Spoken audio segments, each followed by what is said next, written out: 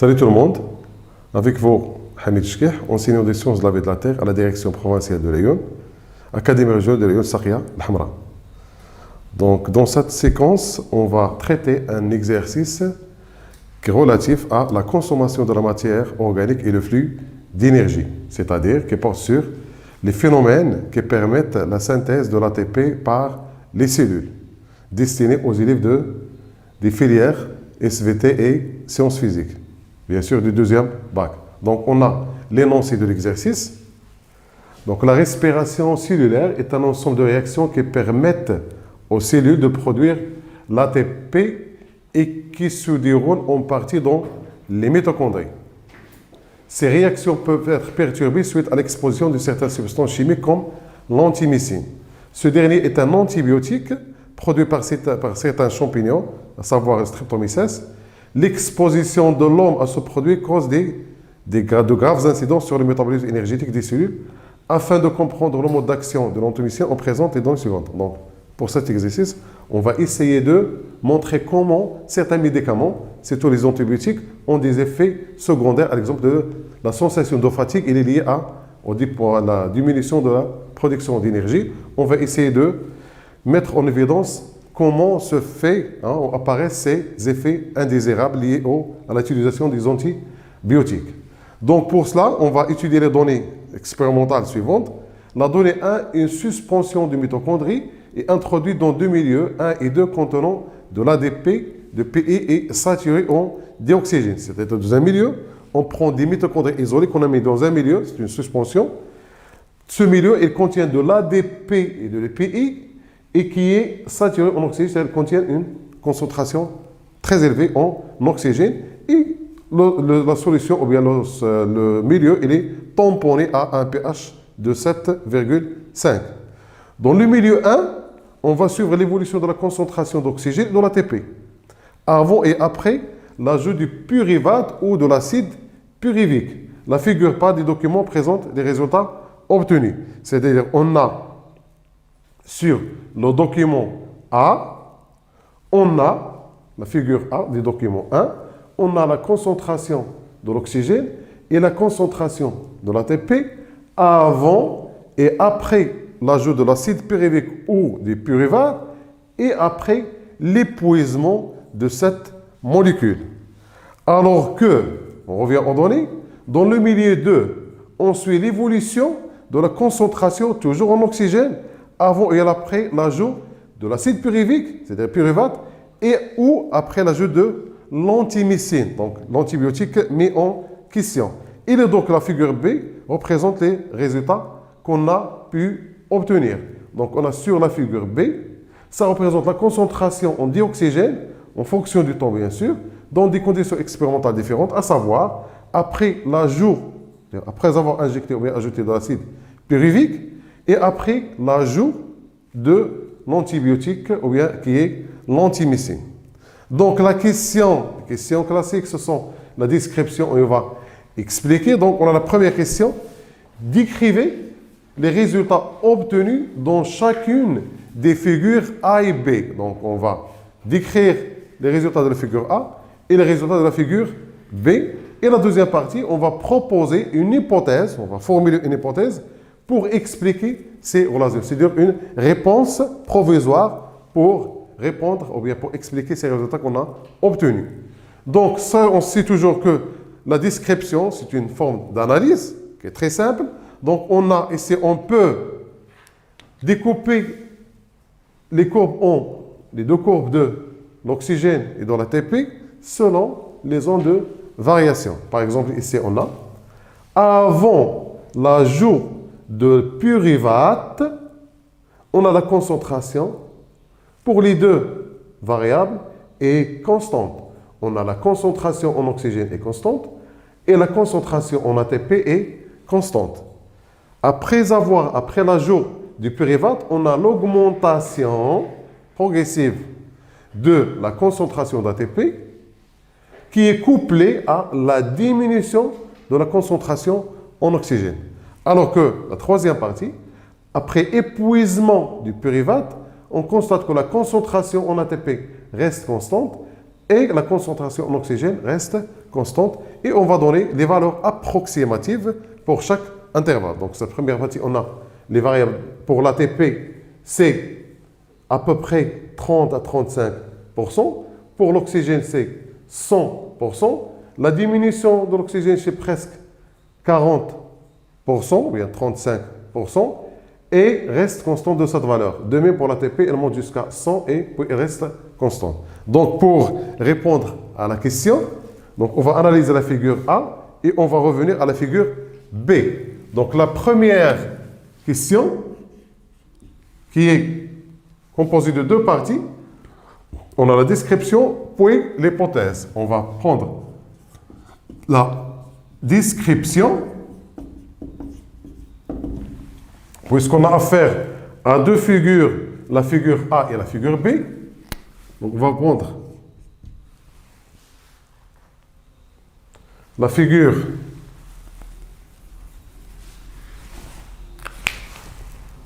A.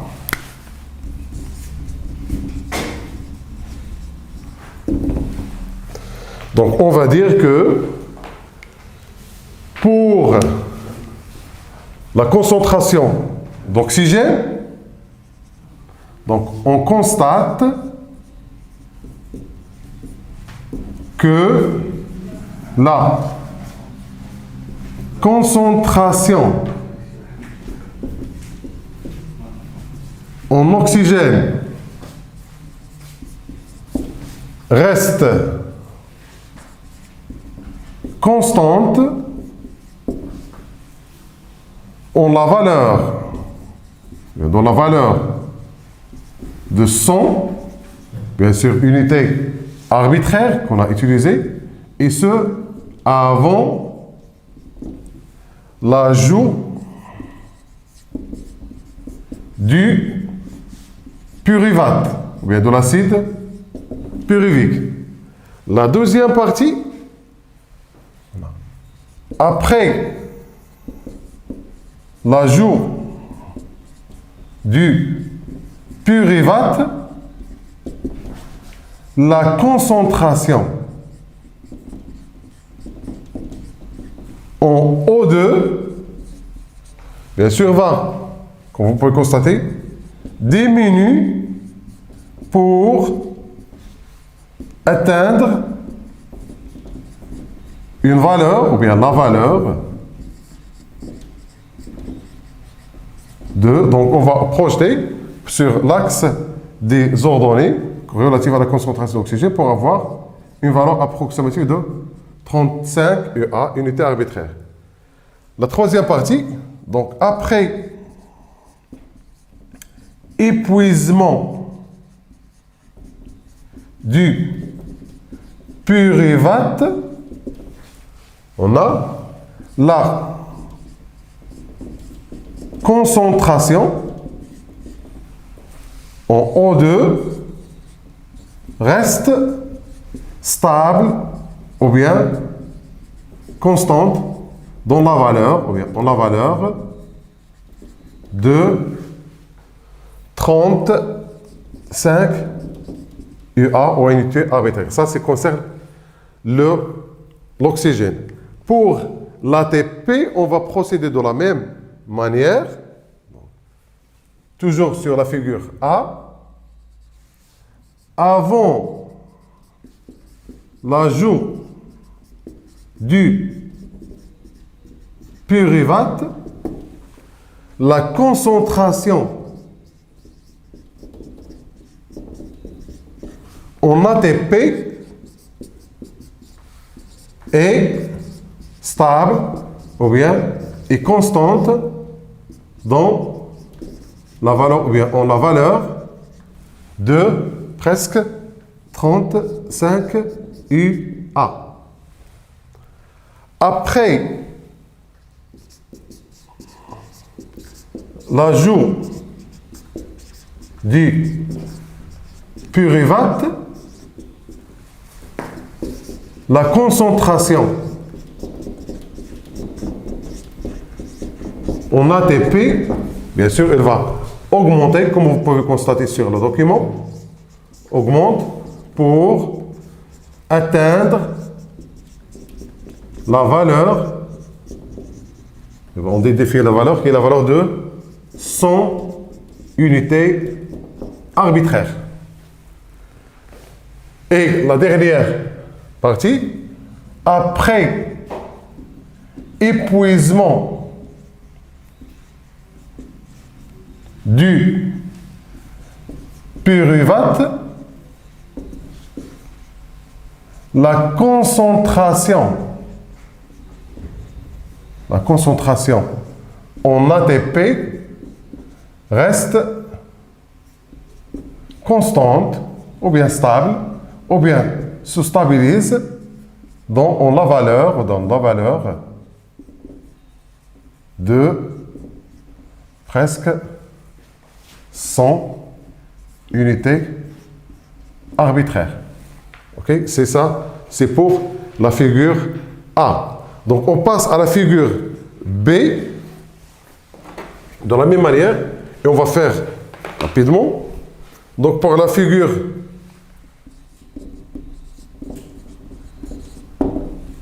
B, on a avant l'ajout du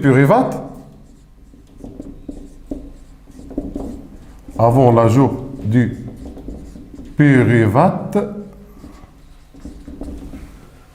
la concentration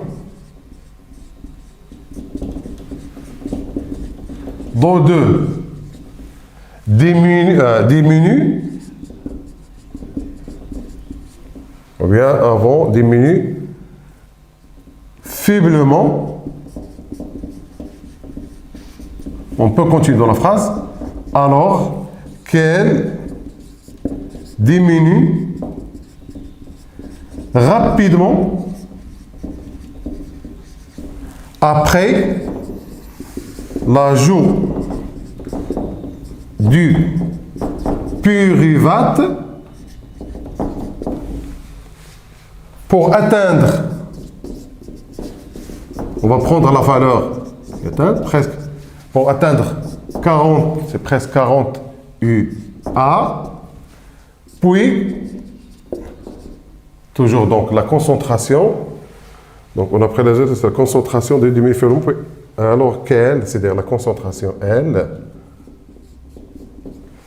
puis elle reste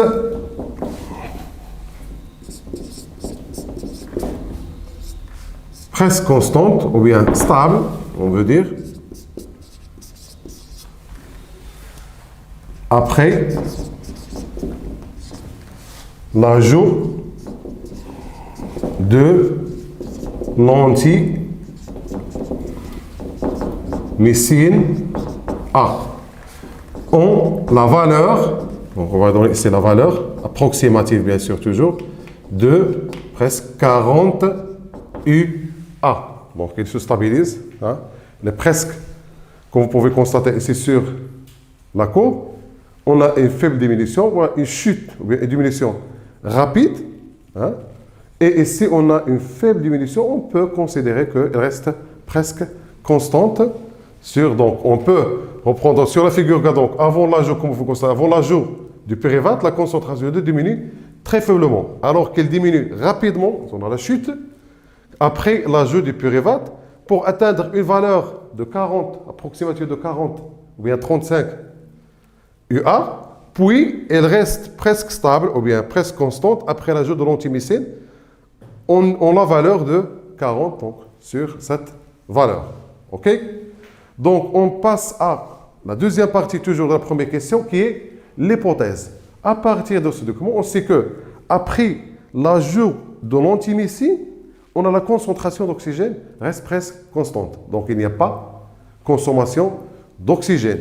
Donc, parmi les hypothèses qu'on peut formuler, donc cette hypothèse doit être liée doit avoir une liaison entre la consommation de l'oxygène et l'action de l'antimycine.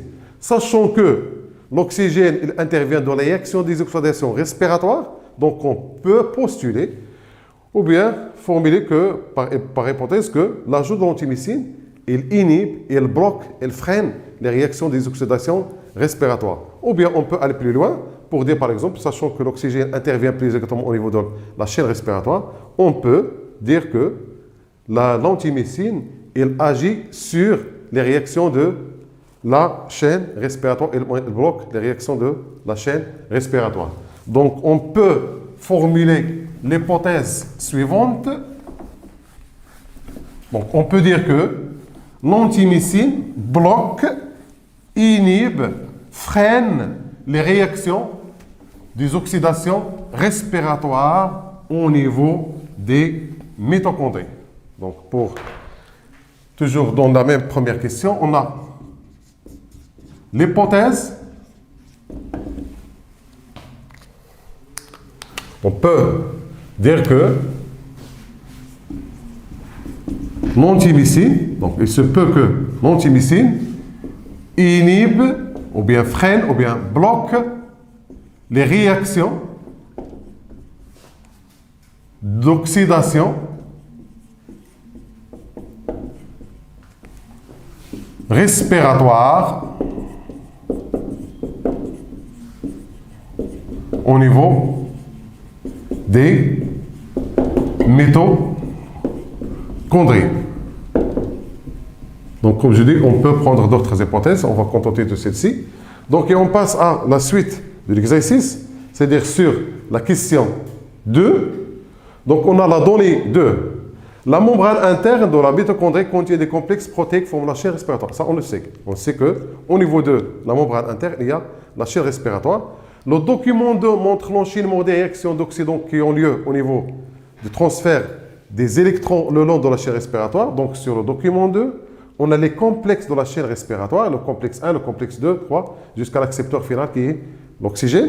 Et ces réactions qui débutent par l'oxydation des transporteurs et qui se terminent par la réduction de l'oxygène en H2O, bien sûr avec la formation, la synthèse de l'ATP qui n'est pas ici présentée sur le document. Donc, et on a le site, ça représente aussi le site d'action de l'antimycine, c'est-à-dire cette antimycine, il agit sur le complexe 3 de la chaîne respiratoire. Donc, et sur la figure 3, sur le document 3, on a les réactions de la chaîne respiratoire, comme je viens de dire, qui débutent par l'oxydation de transporteurs, NADH+ et FADH2, libération des électrons et des protons. Les électrons passent à travers les transporteurs de la chaîne respiratoire, à savoir par des réactions d'oxydoréduction, alors que les protons H+ s'accumulent au niveau de l'espace intermembranaire pour introduire ou bien pour donner un gradient protonique qui est utilisé pour la synthèse de l'ATP suite au flux du proton à travers la sphère pédonculée. Donc la question 2, en exploitant le document 2, donc on va se contenter du document 2, montrer la relation entre le sens de transfert des électrons, et le potentiel redox des différents complexes. Donc sur le tableau, sur le document, on a ici sur l'axe des ordonnées, on a le potentiel d'oxydoréduction, ce qu'on appelle le potentiel redox, et on a ici le sens des flux des électrons. Comme vous pouvez constater, on a les électrons sont transportés de NADH+, du couple NADH plus NAD, au couple O2H2O. Donc, ce transfert, selon le potentiel de redox, on passe du potentiel faible à un potentiel important. Donc, tout simplement, on va dire que les électrons sont transportés selon un potentiel redox croissant. Très simple. Donc, c'est la question 2. La question 2A. Donc, on a toujours à partir des documents, les électrons sont transportés dans le sens des potentiels redox croissants, c'est-à-dire qui augmentent, puisqu'on passe du faible potentiel au potentiel important. Donc, et on passe à la question B.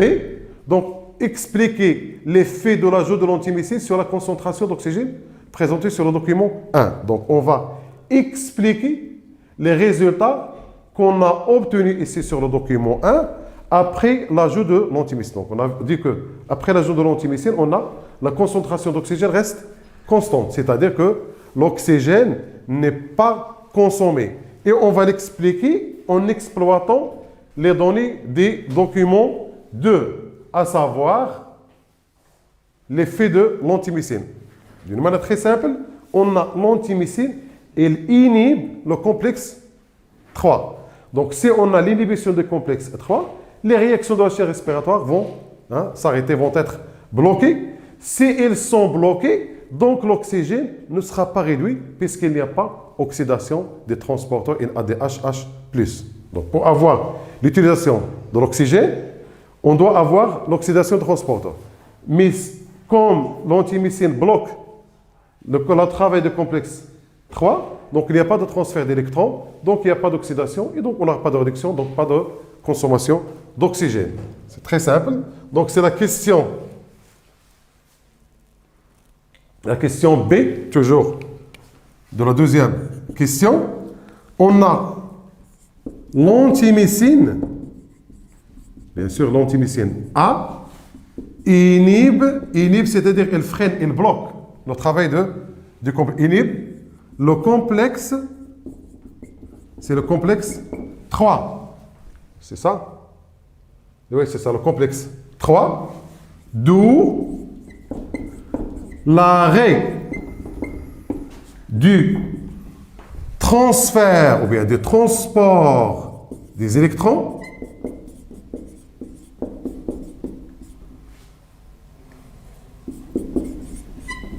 et donc le blocage ou bien on va prendre l'arrêt au mieux, donc, et l'arrêt des réactions d'oxydation des transporteurs, à savoir NADH, H+, et FADH2, d'où l'arrêt ou bien la non-consommation, on veut dire, la non-utilisation d'O2 et par conséquent, la concentration, par conséquent, sa concentration, c'est-à-dire la concentration d'O2, reste invariable, ou bien stable, ou bien constante. C'est-à-dire, toujours sur l'explication, on a des relations de cause à conséquence. Le blocage du transporteur entraîne le blocage de la chaîne respiratoire, donc le blocage de l'oxydation de transport, donc le blocage de l'utilisation de l'oxygène. Donc l'oxygène n'est pas utilisé, d'où sa concentration qui va rester constante après, sous l'action de cet antibiotique, à savoir l'antimycine. Donc, et on passe à la dernière question, qui est la question 3. On vous aidant des documents 2 et 3. C'est-à-dire, on va s'appuyer sur le document 2 et 3. Le document 3, 2, qui montre l'effet de l'antimycine, et le document 3, qui montre les réactions de la chaîne respiratoire. Pourquoi on va s'appuyer sur ces documents? Pour expliquer l'effet de l'antimycine sur la production de l'ATP. Cette fois-ci, non plus sur l'utilisation d'oxygène, mais sur la production de l'ATP. Toujours, on va procéder de la même manière. On a sur le document 2, l'antimycine A inhibe le travail du complexe 3. Si on a l'inhibition du complexe 3 ici, ne travaille plus, ces réactions vont s'arrêter. Si ces réactions ne vont s'arrêter, il n'y aura pas ni réduction de l'oxygène, donc l'arrêt de l'oxydation des transporteurs. Et s'il n'y a pas réoxydation de transporteurs, on n'aura pas libération de H+ dans l'espace intermembranaire. Donc on n'aura pas de gradient intermembranaire, ici, donc les sphères P donc, qui ne sont pas activées et donc l'ATP ne sera pas produit. Donc, je vais essayer de formuler, pour me répondre à cette question. Toujours, comme je dis, puisqu'on a expliqué, on a donné la cause. La cause initiale de ce résultat, c'est l'antimycine. Donc, c'est la question 3. Donc, on peut le prendre sous forme de schéma, mais je vais le prendre sous forme de phrase. Donc, on a... Oui, je peux le prendre sous forme de phrase, si on veut dire oui. Donc, l'antimycine A inhibe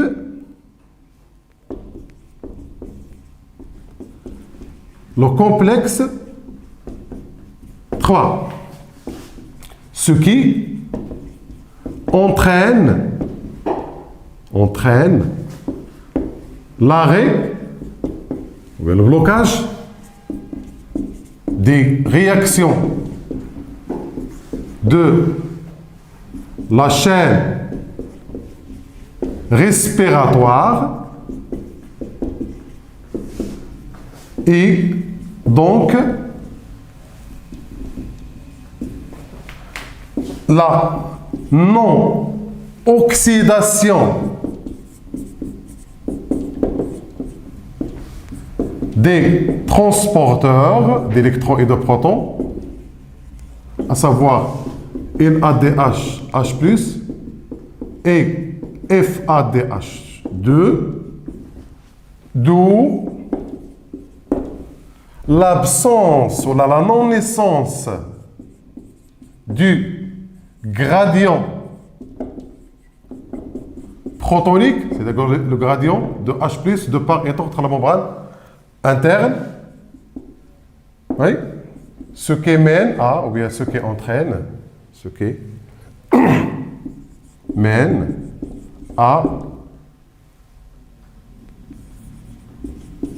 la non-activation de l'ATP synthase ou l'ATP synthétase et par la suite, ou bien, et donc l'arrêt de la synthèse d'ATP. Ce qui explique, donc on a attrapé par sous l'action de l'antimycine, qui est la source, ou bien la cause de cet effet indésirable, on a le résultat final, c'est la non-production d'ATP. Donc, je répète une autre fois, pour expliquer, on passe toujours de la cause pour arriver au résultat. La cause, c'est l'utilisation de l'antimycine, et le résultat final, c'est la non-synthèse de l'ATP. Et ce, bien sûr, pour introduire les données de documents qui sont proposés, on va utiliser le document 2 et le document 3. Donc, prend fin notre exercice. Et donc, dans l'attente d'une nouvelle occasion, je vous souhaite bonne chance et portez-vous bien.